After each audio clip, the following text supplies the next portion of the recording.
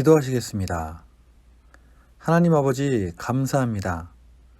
지난밤도 지켜주시고 오늘도 이 하루를 말씀과 함께 시작하게 하심에 감사드립니다. 오늘도 허락하신 말씀을 읽고 나눌 때에 이 자리에 함께하여 주셔서 말씀이 이해되고 깨달아지게 하여 주시옵소서. 오늘도 말씀 붙잡고 승리하는 하루 되게 하여 주시옵소서. 예수님의 이름으로 기도합니다. 아멘.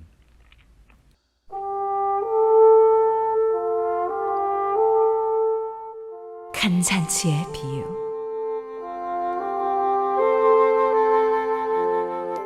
함께 먹고 있던 사람 가운데 하나가 이 말씀을 듣고서 예수께 말하였다. 하나님의 나라에서 음식을 먹는 사람은 복이 있습니다. 예수께서 그에게 말씀하셨다. 어떤 사람이 큰 잔치를 베풀고 많은 사람을 초대하였다. 잔치 시간이 되어 그는 자기 종을 보내서 준비가 다 되었으니 오십시오 하고 초대받은 사람들에게 말하게 하였다. 그런데 그들은 모두 하나같이 핑계를 대기 시작하였다. 한 사람은 그에게 말하기를 내가 밭을 샀는데 가서 보아야 하겠소. 부디 양해 주기 바라오 하였다. 다른 사람은 내가 결의소 5쌍을 샀는데 그것들을 시험하러 가는 길이요. 부디 양해 주기 바라오 하고 말하였다. 또 다른 사람은 내가 장가를 들어서 아내를 맞이하였소. 그러니 가지 못하겠소 하고 말하였다. 그 종이 돌아와서 이것을 그대로 자기 주인에게 일렀다. 그러자 집주인이 노하여 종더러 말하기를 어서 시내 거리와 골목으로 나가서 가난한 사람들과 지체에 장애가 있는 사람들과 눈먼 사람들과 다리 저는 사람들을 이리로 데려오너라 하였다. 그렇게 한 뒤에 종이 말하였다. 주인님, 분부대로 하였습니다만 아직도 자리가 남아 있습니다. 주인이 종에게 말하였다. 큰 길과 산울타리로 나가서 사람들을 억지로라도 데려다가 내 집을 채워라. 내가 너희에게 말한다. 초대를 받은 사람들 가운데서는 아무도 나의 잔치를 맛보지 못할 것이다.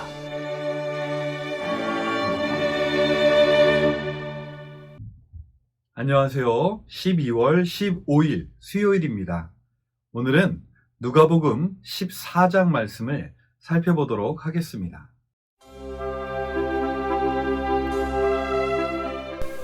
오늘 우리가 살펴볼 누가복음 14장에는 크게 두 가지의 이야기가 있습니다.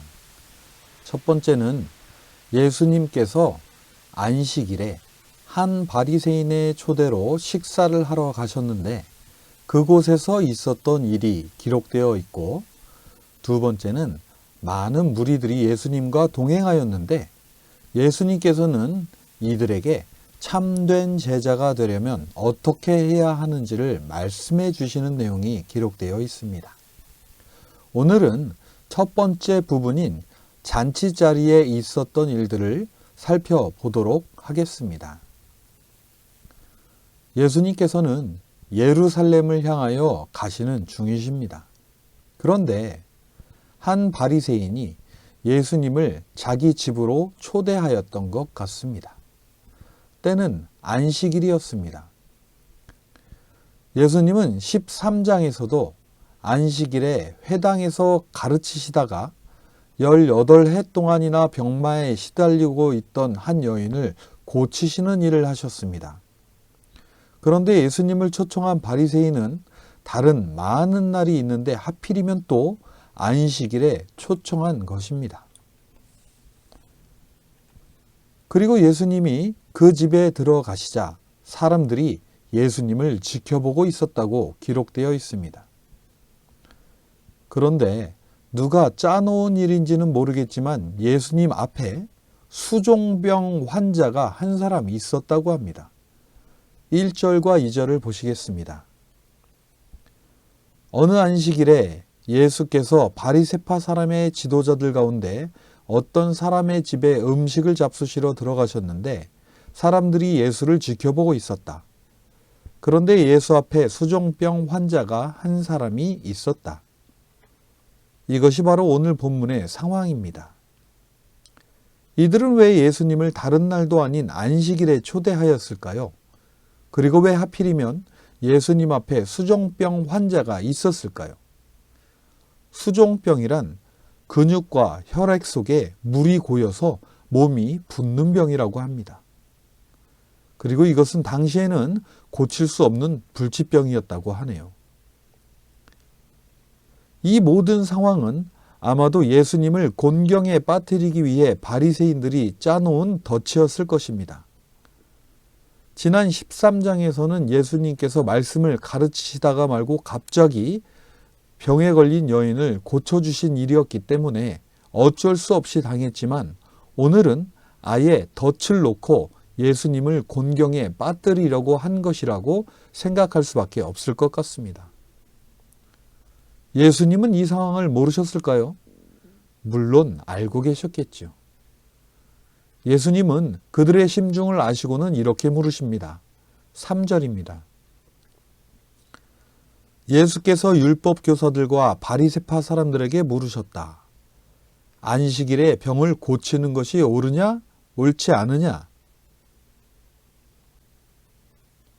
예수님은 병을 고치는 것이 옳으냐, 옳지 않느냐를 물어보시는 것이 아니라 안식일에 병을 고치는 것이 옳은지를 물어보십니다. 4절에 보면 그들은 잠잠하였다고 합니다. 예수님을 공경에 빠뜨리기 위함이니 당연히 이런저런 아무 말도 할 수 없었겠지요. 예수님은 아무 말 없이 병자를 손으로 잡아 고쳐주시고 돌려보내십니다. 그리고 그들에게 말씀하십니다. 5절입니다. 너희 가운데서 누가 아들이나 소가 우물에 빠지면 안식일에라도 당장 끌어내지 않겠느냐? 예수님은 수종병 환자를 아들이나 소에 비유하시면서 그가 우물에 빠진 것과도 같은 상황이라고 비유하십니다. 바리새인들에게 있어서 그 수종병 환자는 자신들의 논리를 지키고 예수님을 공경에 빠뜨릴 도구에 불과하였지만 예수님은 그를 아들과 귀중한 소로 비유하신 것입니다. 그러자 그들은 어떻게 하나요? 이 말씀에 아무런 대답도 할 수 없었습니다. 잔치는 계속됩니다. 그런데 예수님의 눈에 거슬리는 사람들이 있었습니다. 어느 잔치자리나 초대를 받고 잔치자리에 온 사람들은 어느 자리든 앉아야 합니다. 그런데 그 가운데 어떤 사람들이 윗자리를 골라 잡아서 앉는 것을 보신 것입니다. 예수님은 이들의 이런 행위가 몹시 못마땅하셨습니다. 그래서 예수님은 이런 말씀을 하십니다. 8절부터 10절을 보시겠습니다. 내가 누구에게 혼인잔치에 초대를 받거든 높은 자리에 앉지 말아라. 혹시 손님 가운데서 너보다 더 귀한 사람이 초대를 받았을 경우에 너와 그를 초대한 사람이 와서 너더러 이분에게 자리를 내드리시오 하고 말할지 모른다. 그러면 너는 부끄러워하며 가장 낮은 자리로 내려앉게 될 것이다. 내가 초대를 받거든 가서 맨 끝자리에 앉아라. 그리하면 너를 청한 사람이 와서 너더러 친구여 윗자리로 올라앉으시오 하가 말할 것이다. 그때에 너는 너와 함께 앉은 모든 사람 앞에서 영광을 받을 것이다. 이 비유를 보면 예수님은 어떠한 자리든 초청을 받거든 높은 자리에 앉지 말고 맨 끝자리에 앉으라고 하십니다. 그런데 사회적인 지위와 권위가 있지 어떻게 맨 끝자리에 가서 앉을 수 있을까요? 예수님은 11절에 이렇게 말씀하십니다. 누구든지 자기를 높이면 낮아질 것이요 자기를 낮추면 높아질 것이다. 이 세상에서 사람의 자리는 누가 정해주는 것일까요? 그렇습니다. 이 세상의 주인이신 하나님께서 사람의 자리를 정해 주시는 것입니다. 그러므로 예수님은 스스로를 높이지 말고 하나님께서 정해주신 자리를 받을 때까지 겸손히 기다리라 라고 말씀하시는 것입니다.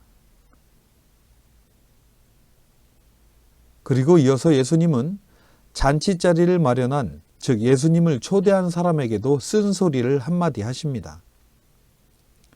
짧게 요약하자면 잔치를 베풀 때에는 되갚을 수 있는 자는 부르지 말고 되갚을 수 없는 자들을 불러 그들에게 잔치를 베풀어 주어야 한다고 말씀하십니다. 한마디로 말하자면 무엇인가를 베풀 때에는 대가를 바라지 말고 베풀라는 말씀인데요. 왜 그럴까요? 하나님은 스스로 갚을 수 없을 만큼 약한 자들을 먹이실 책임이 있으십니다. 그런데 누가 만약 하나님의 일을 대신해서 해드린다면 하나님께서 얼마나 기뻐하실까요? 이는 곧 하나님께 드리는 것과도 같은 것일 것입니다. 그래서 예수님은 의인들이 부활할 때에 하나님께서 내게 갚아주실 것이다 라고 말씀하시는 것입니다. 이제 오늘 이야기의 하이라이트 부분에 이르렀습니다. 예수님께서 이러한 이야기를 하시며 잔치자리의 질서를 잡아가시는 것을 보고 예수님의 말씀을 들은 한 사람이 이렇게 말합니다. 15절입니다. 함께 먹고 있던 사람 가운데 하나가 이 말씀을 듣고서 예수께 말하였다. 하나님의 나라에서 음식을 먹는 사람은 복이 있습니다. 이 사람은 왜 이런 말을 했을까요? 그렇습니다. 이 말을 한 사람 역시 바리새인 가운데 한 사람이었을 것입니다. 그런데 그가 이런 말을 한 이유는 자신들은 이미 예수님께서 말씀하신 대로 살았기에 하나님 나라에 들어갈 것이고 자신들은 하나님 나라에서 음식을 먹을 것이기에 스스로 복되다 라고 말했던 것입니다. 하지만 예수님은 우리가 잘 알고 있는 큰 잔치자리의 비유를 하시며 초청받은 사람들은 아무도 잔치자리에 들어갈 수 없다고 잘라서 말하십니다. 24절입니다. 내가 너희에게 말한다. 초대를 받은 사람들 가운데는 아무도 나의 잔치를 맛보지 못할 것이다. 그렇습니다. 우리가 잘 알고 있듯이 하나님은 누구에게나 구원으로의 초청을 해 주십니다. 하지만 바리새인과 율법학자들은 자신들이 가진 것이 너무나 많습니다. 그들에게는 구원도 필요가 없습니다. 그러므로 하나님의 잔치가 그들에게는 필요 없는 것입니다. 그들은 이미 자신들이 가진 의로움으로 인해 더 이상 의로울 필요도 없고 하나님의 구원도 필요가 없기에 하나님의 잔치자리를 거부하였던 것이고 예수님은 이런 자들을 비유하여 말씀해 주신 것입니다. 하지만 가진 것이 없는 자들은 하나님의 은혜가 필요하며 그래서 그들은 그 초청을 받아들이고 생각지도 못했던 하나님의 잔치자리에 참여할 수 있었던 것입니다. 우리는 오늘 한 잔치자리에서 있었던 4가지의 이야기를 살펴보았습니다. 저는 오늘 말씀 가운데 큰 잔치자리의 비유를 보며 하나님의 구원으로의 초청을 받아들이지 않는 자들과 하나님의 구원의 초청을 받아들이는 자들이 갈리는 부분이 마음에 와 닿았습니다. 하나님의 초청을 거부했던 사람들은 나름대로 부러울 것 없이 잘 사는 사람들이었을 것입니다. 하지만 하나님이 보시기에 그들이 과연 부한 것일까요? 그들이 과연 잘 사는 것일까요? 그들의 가진 부가 과연 하나님의 초청을 거부할 만큼 영원하고 값진 것일까요? 지난 주일 말씀에 새 일을 이루려면 이전 것은 기억도 하지 말고 생각지도 말라고 하셨던 말씀이 떠오릅니다. 하나님은 하나님의 마음으로 사람들을 대하는 사람을 찾으십니다. 하나님은 자기 자리를 스스로 찾는 자보다 하나님께서 세워주시기를 기다리는 자를 기뻐하시며 하나님께서 하실 일을 대신해서 해줄 사람을 찾으십니다. 그리고 늘 가난한 마음으로 겸손히 하나님의 초청을 받아들이는 사람을 기뻐하십니다. 오늘도 말씀을 묵상하시며 하나님께서 찾으시는 사람이 되셔서 하나님의 나라에서 음식을 먹으시는 복된 저와 여러분이 되시기를 바랍니다.